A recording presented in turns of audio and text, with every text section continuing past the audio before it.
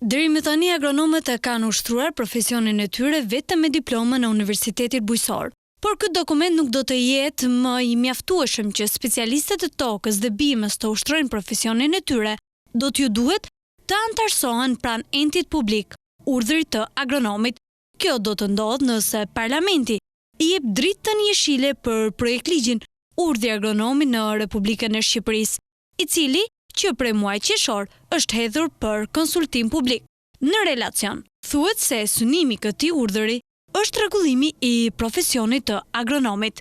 Përfshirja e profesioneve të rregulluara në një ligj të veçantë ka shumë rëndësi sepse do të thotë që profesioni merr një status të qartë ligjor.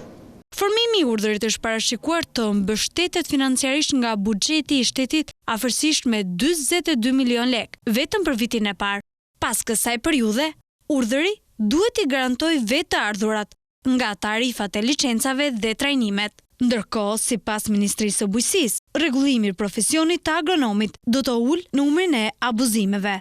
Raportet e ISHP-s dhe inspektorateve bujqësore dokumentojnë raste të qarta keqpërdorimit të pesticideve. Kjo ka bërë që produktet ushqimore të rezultojnë me ngarkesë kimike mbi kufit e lejueshëm të BE-s, duke shkaktuar kthim mallrash dhe humbje eksporti. Kurse një raport i FAO-s tregon se sugjerimet e gabuara kanë kontaminuar tokën bujqësore. Sipas të dhënave të FAO-s 2022, mbi 35% e tokave bujqësore në Shqipëri shfaqin shenja degradimi, ku ndërhyrjet e pasakta agronomike janë faktor kontribues i rëndësishëm. Zëvendësministri i Bujqësisë Arjani Aullari thotë se urdhri i agronomit së pari do të ndihmojë fermerët që të marrin më të mirën prej tokës. Ky agronom të ketë më shumë dinjitet profesional, por dhe fermeri të ketë një shërbim më cilësor dhe më të kualifikuar. Nëse ky urdhër miratohet, edhe agronomët do të drejtohen nga një president, i cili do të jetë drejtuesi i këtij institucioni.